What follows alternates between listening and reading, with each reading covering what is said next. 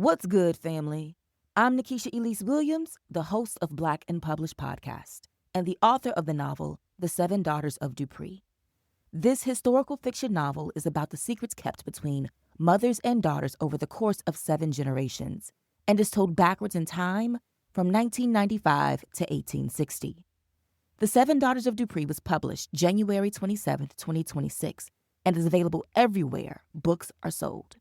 So if you can, please consider getting a copy of The Seven Daughters of Dupree today.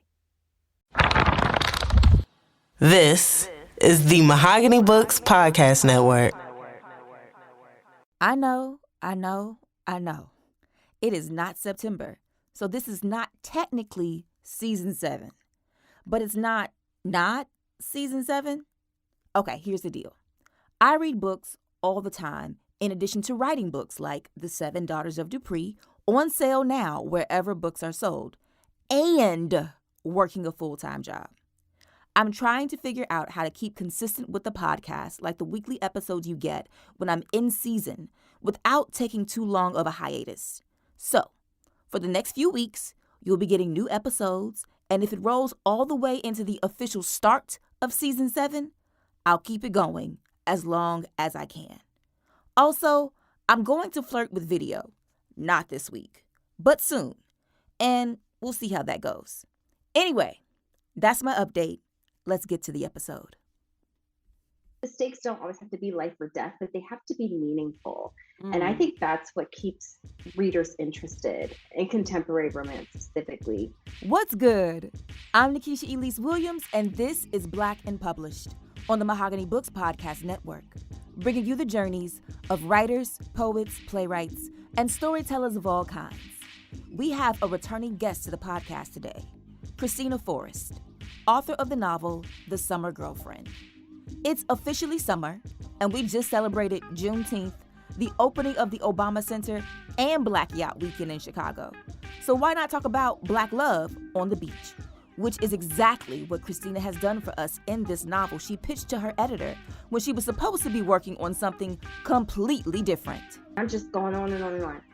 And then I finish it and my editor's like, I love it. And so I'm like, yay. And then I'm like, oh, I have to write it. Like, I haven't done any prep work. That part. She's like, when can you get me sample pages, blah, blah, blah. And I'm like, oh, in a couple weeks, In our conversation, Kristina explains the real-life revenge plot that sparked the idea for this book. Plus, the plotting tools she uses to create meaningful stakes, and how she navigates through popular romance conventions such as the third act breakup or the dark night of the soul moment to create a book that is believable and proves that love conquers all. That and more is next when Black and Published continues.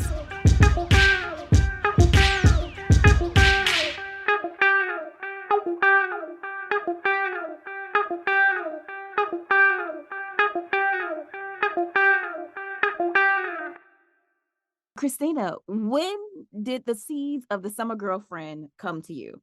I was actually in the beginning stages of writing something else. It was romance, of course, but it was different. It was speculative, had alternate timelines. Like, I don't even want to get into it because I still want to write that book. And I was in the process of working out that synopsis with my editor. And this is 2 years ago, it was June. And a bunch of my nieces and nephews have birthdays in June. And so I get kids books. I'm like, I don't know what kind of toys kids are into. I buy books for kids. And so I always go to the bookstore and get them a bunch of books. And so I was walking through the bookstore to the children's section, and I walked by a table of beach reads. There was a sign that said beach reads. And I'm like, I love to read at the beach. I'm from New Jersey. We go to the beach all the time. And that's always been my whole life. And so I stop at the table and I'm looking and I'm like, there are no books by Black people, and not even just Black people, people of color, period. Wow. On this table, just white authors. And I was like, that's interesting. You would think that only white people go to the beach. And I was so pissed off about that table. And so I kept walking. I went and bought my children's books for my nieces and nephews. I went to all the birthday parties that day and everything. But that anger stuck with me. And on the other end, like, when I get an idea for, or just like a concept, I'll like write a couple sentences in my notes app and leave it. Because, when you're contracted, you have to write whatever's next to your contract. You don't have time to focus on the other thing. At And so least I you're just have supposed to. right, you're supposed to. You're You're supposed supposed to. to. Right. And so I had, a whole notes app page of just ideas. And in this notes app, I had an idea about a woman who gets paid to fake date people or to be a date for people. And one guy hires her to be a terrible girlfriend around his family so that they never pressure him to date again. And so I was looking through that and I saw that again. And it just like sort of came together. What if this woman is like, at first it was for a wedding. She was going to be a date to his family wedding and like a tropical destination. And her job was to be so insufferable, but then they secretly start liking each other or whatever. And then my anger over that beach reads table I turned see the it idea coming into, together. Yes. yeah, it turned the idea into something else. I was like, no, what if this is a whole summer? And this is in New Jersey, and I know the New Jersey beach as well. And it's about a Black family who has this beautiful beach house, and it'll be about like Black generational wealth. And I was also thinking about Bruce Beach, which is part of Manhattan Beach in California, Yeah. and how this land was taken away from this Black family, and it was just given back like what 3 years ago or something, 2-3 years ago. The government gave it back, and then the family basically sold it back to Okay, the state, just because in the time that it was not in their possession, they could not do anything with it. So then to right. like give it back to this family and then make them the proprietors of this land and entrust them to develop it and do all these things, it's like you It's cut our unfair. like so you cut our legs out from under us. So like, yes, thank you for like acknowledging that this is our land and whatever, but continue to maintain it because we don't have the means to do so because you took it from us and whatever wealth that we would have Exactly. made from this piece of property. Yeah. Exactly. And I was thinking, well, what if that never happened to them? What if they were able to keep that land and these Black families who vacationed here were able to keep their vacation homes and go to the beach? And so that's sort of where the idea of Park Beach was born. And then it just kind of went from there. But the idea, it did come out of spite. I never thought of that. And Yeah. like romance, I was at an event last night. Like romance is like Mhm. currently my favorite genre just because the world is Oh, just so good. ugh, it's a mess. And Yeah. and I'm still like a literary fiction girly, but like when I just want to have fun, escape, and be in people's business, like romance does it for me. And so it's the fact that this is why this book exists is that you didn't see Black romances on the beach read table is wild. Because I know Yeah. like it's a whole thing in publishing. Like come May, June, July, August, it's like, well, it's all about the beach reads until Yeah. like the big books with the name brand authors come out Yeah. in like late August, September. So like if Hmm. you don't get that book out before like Mother's Day or something, it's got to be a beach read because we're not reading serious things in the middle of the summer. And Hmm. that there was such a lack of representation. I don't know why it baffles me, but it still baffles me. Yeah. Yeah. And then the title The Summer Girlfriend came to me. Mm. And I was so later, cut to, I'm on the phone with my editors and my agent.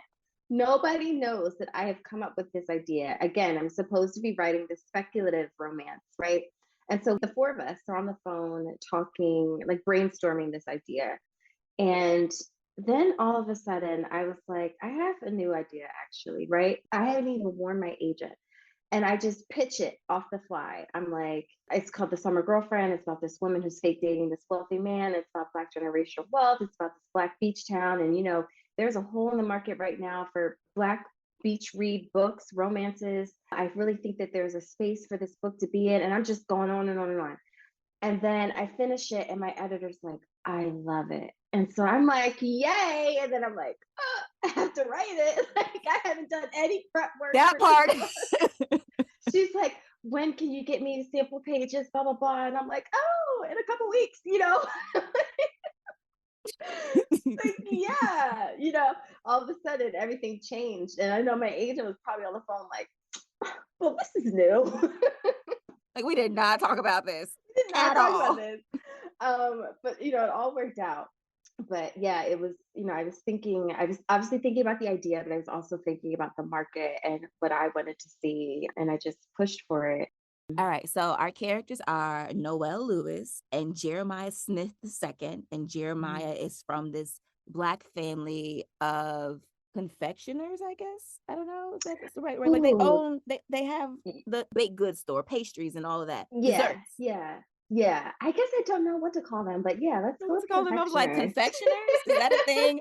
Maybe it's a thing. We'll make it a Yeah. thing. So he's from this family, and his grandfather and his grandmother started it. And so, like, you have the novel starting with their love story, and then we come to present day. And Noelle is like, she is like some of your original ideas still there because she is a fake bridesmaid, and it Mhm. reminds me of 27 Dresses Yeah, yeah. from way back when. She's a fake bridesmaid, and then she meets this man outside this secondhand bookstore and take us into their meet cute. Noelle is, like, as you said, she's a fake bridesmaid and she also works at a secondhand bookstore, and she also has a ton of other side odd jobs because she is saving up to go back to college. She dropped out during her junior year, at the end of her junior year, because of a situation that happened with her ex-boyfriend. And for years, she has been saving up to get back into college and finish her degree because she wants to be a librarian. And for her to go on and get her master's, she has to first get her bachelor's degree. And so she's working all these different odd jobs. And on the day that she meets Jeremiah, she's just found out that she's being let go from her job at the secondhand bookstore because they're not doing well. And Jeremiah, on the other hand, does not have money problems. He comes from a wealthy family, and his issue is that his grandfather passed away a couple years prior. And before his grandfather died, they had a pretty tense argument about Jeremiah's direction in life. And then his grandfather died, and he wasn't able to really reconcile that conversation. And he has a lot of guilt about it. And so he doesn't feel very comfortable with returning to Heart Beach, which is where that conversation happened. But he also doesn't want to tell his family about it because he feels so much guilt over it. And so he's come up with this lie that he has a girlfriend. He's so busy with this girlfriend all the time. And the mom's finally like, you can't keep avoiding your family. Bring the damn girl down to the beach. And so now he's in this position where he needs a fake girlfriend. And so this is where they meet outside of the bookstore because Noelle is having this weird altercation with a guy who's in a wedding that she's, working, and Jeremiah sort of comes in and saves her. And he's very handsome, and she's like, oh, he's like very smooth, unlike a lot of men that she spends time around. But he's at the bookstore because he's getting a book for his sister, and they're walking around and they're vibing. I think what was important for me in that scene in particular was to illustrate that I don't write insta love, but I did want to write that they had an instant connection Mhm. because it had to be plausible that he would then ask her, like, hey, do you want to be my fake girlfriend for the summer? And she would have to like him enough to say yeah. Because otherwise that's just weird. Like if It it's is somebody like who's you do it well because like there were so many questions. I was like, they're like each other, like for real. And he's yeah. still paying her. So this are we gonna talk about whether or not this is prostitution or not?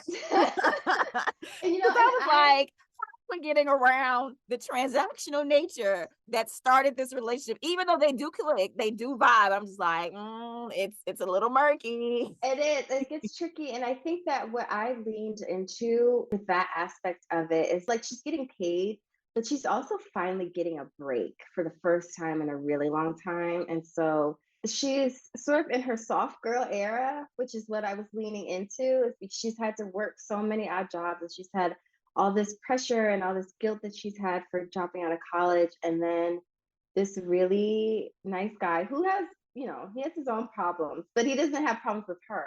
He Mhm. creates this space for her, just like come to my beach house and have fun. And so that's the way that and of course, the transactional aspect of it is one of the reasons why they feel they can't be together for real. Because what kind of relationship starts on those grounds? But he's providing this space that she hasn't had in a really long time. And so I leaned into that element of, she's in her soft girl era, like Ari Lennox. What's the That importance of giving Black girls their soft girl era? was like what the driving force of it was, because I feel like a lot of the times, like I personally think in the Black community, it's a matriarchy. Black women, mothers, grandmothers are the ones who lead families a lot of the time. And I was thinking about both of my grandmothers. My one grandma, my grandfather died when my dad was 11, and he was the oldest of 8 kids. And she was a school teacher. So she's spending all day with other people's kids and then has to come home to her 8 kids, you know? I think she had my dad when she was like 19. They got married really young at that time. I just think about my mom and how she worked at her office job, and then she would work at Kmart and on during the holidays, and then even me, I've had a billion jobs. I feel like we talked about this like last podcast, like how I was in grad school and I had all these different jobs and publishing and all that stuff. And I was thinking, what could I do to magically pay off these student loans? That's what I was thinking about. But I don't want to have to work even more than I'm already working now. And God bless my husband. He does very well, but he's not going to pay off my $100,000 student loan debt. And so I was like, what would be the ideal scenario for somebody like that? And she meets somebody who's like, I'll handle this for you. And I feel like that's something that and it doesn't take away from her drive or her work ethic or her goals, but just for somebody to come in and say, like, I got this part. Like, you can sit back and relax. I think that every Black woman deserves that, because a lot of time we don't always get it. And so that's what I wanted to illustrate. I love that. And like, not that we don't always get it. We don't even always know that we can trust it. Exactly. Yeah. And before, or you start to trust it, and then in real life, you're waiting for them to show their behind. Right. And to throw it back in your face and to do something malicious because they can, because now they feel Right. like, well, I'm doing all these things, I'm paying for all this stuff, you aren't doing Like you anything. owe them. Yeah. And so like in real life, you're always like waiting for the other shoe to drop. And in this novel, that never happens. Yeah. So then let's talk about these stupid lies that they tell this man's family, because I'm like, she wants to impress them. So instead of talking about, like, she's embarrassed of her situation of like, not having a job, having all these, like, losing her job at the bookstore, having all these odd jobs, not being in school, and this very affluent family. So she blurts out and says, I'm a librarian. And it's like, what happened? Like, why are we lying? And then it's like, oh, and I don't like sweets. Girl, you was devouring a box of cookies the other day. Like, it's your nightly treat. Why give them these like little monkey wrenches to overcome within the family? Because now it's not just about their love story. It's also about whether or not his family is going to fall in love with her or not. Because they have this whole scheme of, and then we're going to break up after this one weekend. Well, yeah, that's just like plot development, because if everything was fine, the book would be like 10 pages. And so right, like you're saying, you have to keep throwing these monkey wrenches in their way. The lie about the librarian, that's just really just to thicken the plot. And now she's like, oh, not only are we lying in general about this relationship, like I just lied about my whole career, but I do think it's genuine that she is around these people who are very, like, his family immediately is like, hi, they're also nice to her. They're like, we love you. We love that you're dating Jeremiah. And she feels guilt over that. And she also, I think, is looking at them and how accomplished they are. And she feels insecurity. She doesn't want them to think, oh, well, why is she with Jeremiah? Like, she doesn't have anything going on. Like, does she want him for his money? She genuinely cares, specifically what his mother thinks. I think that she really admires Celeste and how she's this, formidable businesswoman who runs this whole empire. And she cares that Celeste's opinion of her is good, even if it's just initially for the weekend. She doesn't want to walk away from that situation feeling like Celeste doesn't like her, which I think if I were put in that situation and I met someone like Celeste, I would also want her to think the best of me, even if we were only going to meet very briefly. And when it came to the lie about the sweets, that was for humor, because I liked the idea of them. She's literally in a house surrounded by sweets, but she can't get caught eating them. And it was also because his family immediately takes a liking to her. And that's not what they want. They don't want his family to become attached to her, because then that's going to make it harder for them to accept the breakup. And then she's like, okay, this is like, everybody loves me too much. I like them too much. I'm just going to like turn down all the sweets. Maybe that will help, because they're, of course, a family who is built literally off of people loving their sweets and buying their sweets. So let's talk about that, like the plot points and the development, because I feel like romance gets a rap as a genre as maybe perhaps lacking in craft. And that's not Mhm. true, because like this is still a big book. A lot is happening, and it Yeah. takes time to develop and to get it together. So when you think about writing your novels and centering your heroine and giving them whatever story points that you want them to have, how do you plot that out and craft that as a writer so that you keep your reader engaged in turning pages, but while also, I won't say not leading into tropes, because I know tropes are there for a reason, but like just Mhm. making everything believable so that they want to immerse themselves into the story Yeah. and fall all the way down into it? I think that the most important thing in romance, especially because when you're writing contemporary romance, I will say, or historical, I think that stakes are really important to establish, and they have to be believable. And it has to be believable that these two people really like each other, or that they have reasons to like each other, and the reason that they can't be together has to be well established. Those are the stakes. What will they lose if they decide to be together? How important are those losses? And so that, I think that's like the real foundation of what keeps the pages turning, what keeps a reader interested. I find that if I'm reading romance and I don't think that the stakes are weighty enough, that's when I start to lose interest. And I don't even mean like the world's ending, literally, like a meteor is coming. It could be they both work at the same company, and employees are not supposed to date. And so if they get caught by HR, they're both fired. But she needs this job because she's paying for her mother's medical bills, or he needs this job because he has pressure from his family to be this like great lawyer or whatever. The stakes don't always have to be life or death, but they have to be meaningful. And I Mm. think that's what keeps readers interested in contemporary romance specifically. But for craft or plotting, I use two things. I use Freytag's plot pyramid, which is like this little plot pyramid, and I do my plot points on it before I start a draft, just to see if I can get from beginning, middle to end. And then I also use a craft book, which is somewhere on my bookshelf. It's called Romancing the Beat, and that is just a romance craft book that I literally read every time I'm about to start a new book, because it just reminds me of, again, the stakes, characters' wounds, which is the reason they feel that they can't find love, or they don't deserve love, or they don't want it, to flesh those out, because that's another reason that keeps readers invested and wanting to root for the character. So I do a lot of prep work before I jump into writing.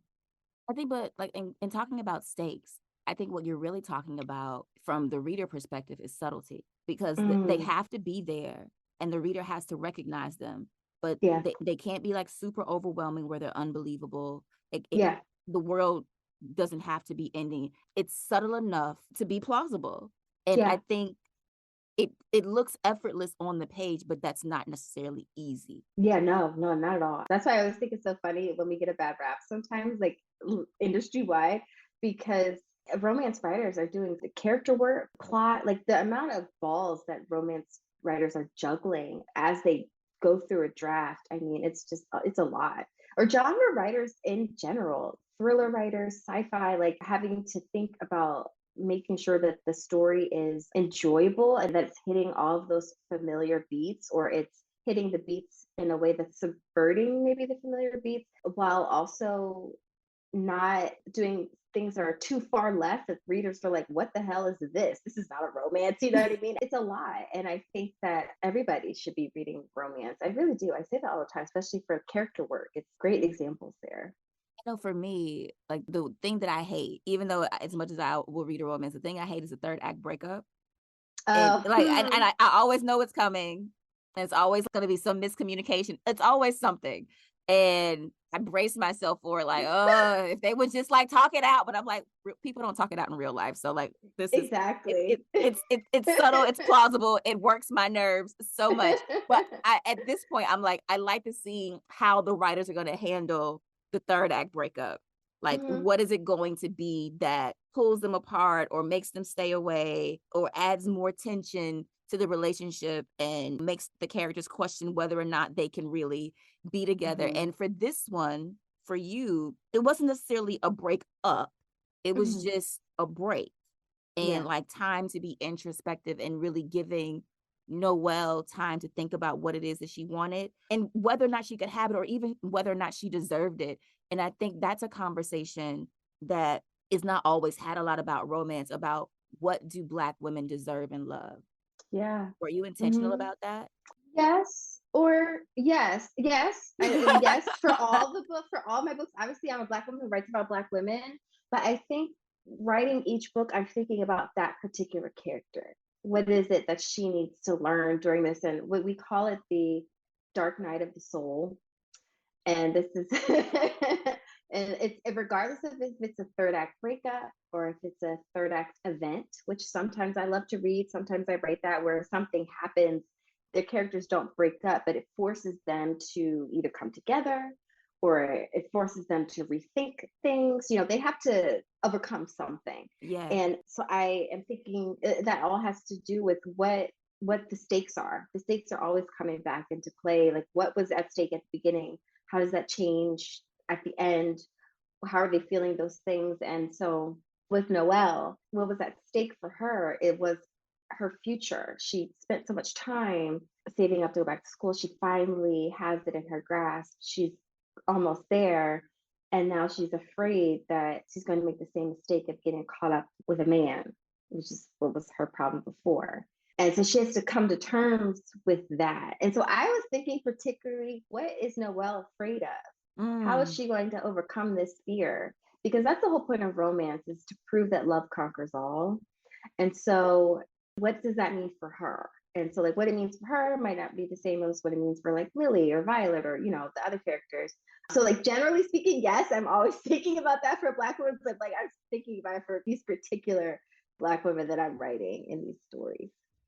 All right, so then can you read a little bit from The Summer Girlfriend, and we can get more into it on the other side. The Summer Girlfriend by Kristina Forrest is the Black beach read you've been waiting for. Noelle, a hard-working 20-something trying to save money to go back to college, meets Jeremiah Smith II, heir to the Smith Sweets confectionery family. He needs a girlfriend to show his family, and she needs a job to pay her tuition.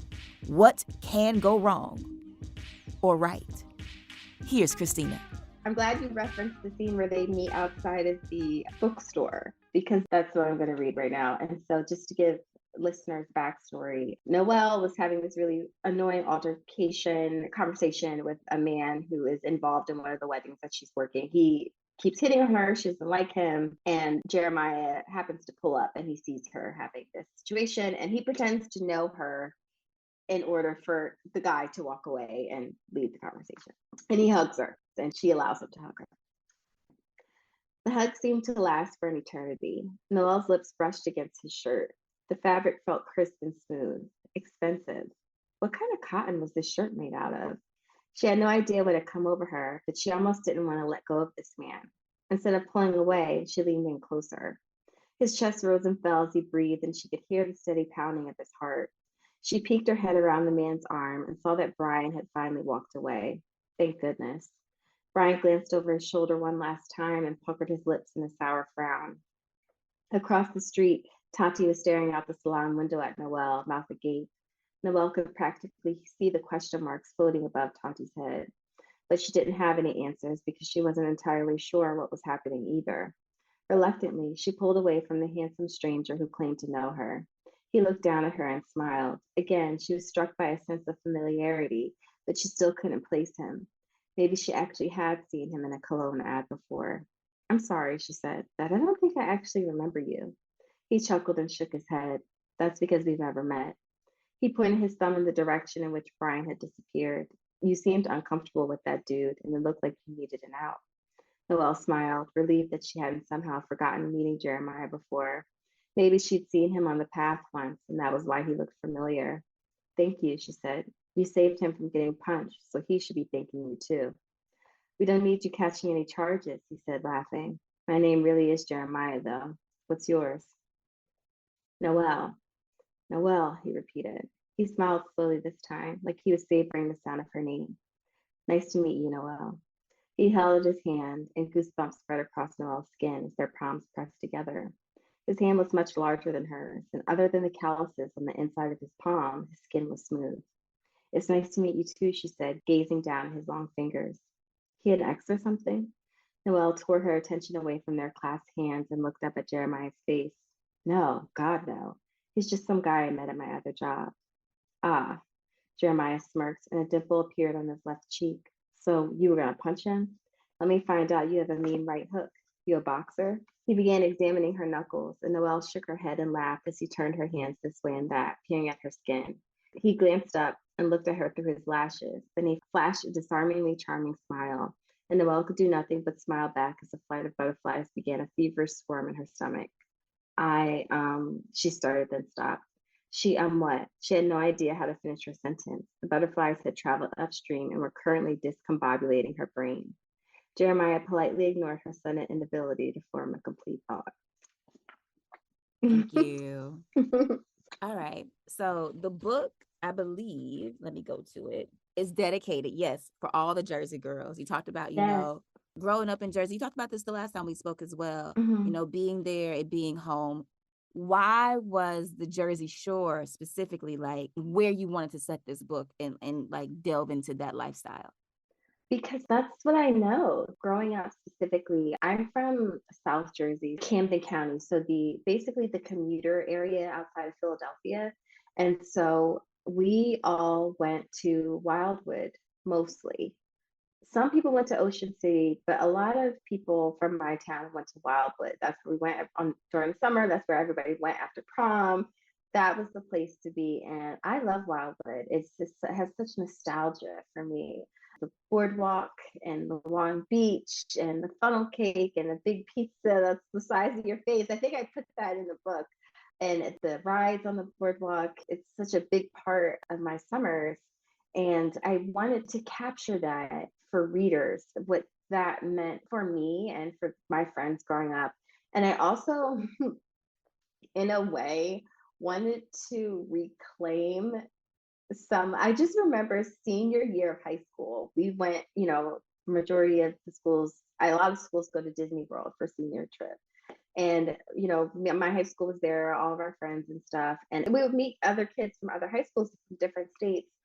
And whenever some of these kids would see us, they would be like, Jersey. And they would go like this, like the fist bump, like on the Jersey Shore TV show.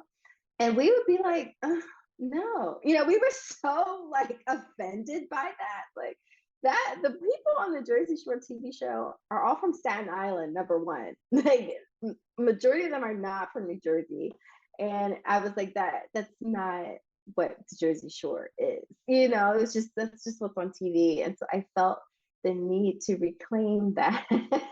Like that's not just what the Jersey Shore is. And I also, of course, wanted to put Black people there because, and now because I live right outside New York City now. And so where we go, it's like Asbury Park, Long Branch. And whenever I go to the beach, I see other Black people there. And so I'm like, I want to write a story about Black people at the beach. So that was kind of just, I guess, kind of trying to reclaim some space. No, because like my only conception of the Jersey Shore is from that show. I forget that Jersey and New York and like the entire East Coast has beaches like the rest of the East Coast. Yeah. It's like it's the same ocean. It's just a little further up. Yeah. And like sometimes I do forget that. So I was like, I love to see that. I love that it was set in Jersey because I think now when you think Black people and you think beach in summer, most people think Martha's Vineyard in August, especially after the show Forever, which was adapted from the Judy Blume novel. But even still going back to like that issue of representation, not seeing a book by an author of color on the beach reads table, the assumption that Black people don't go to the beach. I mean, there is some truth to the stereotype that we don't swim. there's a lot of truth there, but we will still go to the beach. Yes, we cannot swim. Yes, you will go to the beach. You look cute. You'll sit on the sand and listen to music. Like it's a lot else that can happen at the beach. Yes, we will go to the beach. We will get on a boat. We may not get off the boat, but we will get on the boat. Exactly. And do all the things. Oh, I love that. But like in showing this family that started this company, built this house, renovated, and has made a life and is a part of the community of Heart Beach. Was that aspirational for you, or was that based on any real people that you know or things that you've seen, or like what were you doing there? So it was a mix of a few things. Some of it was based on the research that I was doing about Bruce's speech and what it used to be before the land was taken away. And then my sister-in-law told me about Chicken Bone Beach, which is in New Jersey next to Atlantic City, which was a Black beach, which I had never heard of because, of course, by the time I was a kid, it wasn't really a Black beach anymore. And I did some research into that as well. Some of it was inspired by my hometown in New Jersey is one of the first Black municipalities established north of the Mason-Dixon line. And so it was a lot of Black businesses, and especially when my mom was a kid, because my mom and her family moved from Philly to my hometown. And there were just a lot more Black businesses at that time in the town. But then some of it was aspirational and saying, if I could build this beach town with all these Black people, what would it be like? How would that experience feel? And so it was a mix of real life and a little bit of imagination and building from there.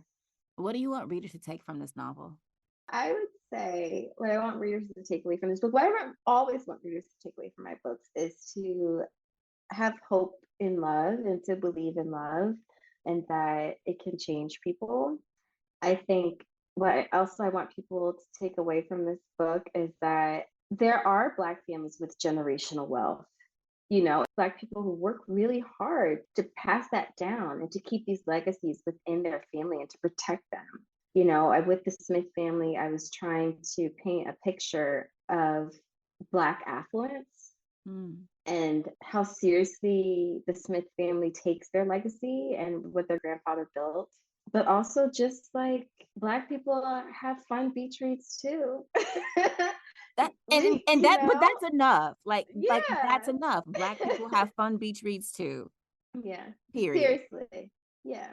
I know you talked about like you're supposed to be working on the speculative novel, but I couldn't help but notice that there is potential for like this to be like at least a duology with Jeremiah's sister.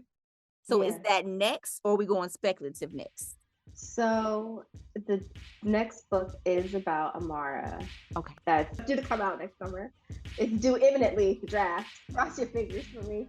And so that will be next, that book. Big thank you to Kristina Forrest for being here today on Black and Published. You can follow Kristina on the socials at Kristina Forrest_ on Instagram and Threads. And make sure you check out The Summer Girlfriend. It's out now from Berkeley. You can get a copy of the novel from Mahogany Books and get 10% off your first purchase using code BLACKPUB at checkout. That's BLKPUB. That's our show for the week. If you like this episode and want more Black and Published, head to our Instagram page. It's at Black and Published, and that's BLK and Published. There, I've posted a bonus clip from my interview with Kristina about how she's working as a full-time writer and scheduling her time to make sure she gets the work done. Make sure you check it out and let me know what you think in the comments. I'll holler at y'all next week when our guest will be Regina Black, author of the novel August Lane. I've lived in the South all my life, and so much of this stuff has just always been part of my life. And just putting that in the correct frame and the correct narrative and being like, no, this isn't just theirs. We own these things. We are rural Black Southerners. This is our culture. That's next week on Black and Published. I'll talk to you then. Peace.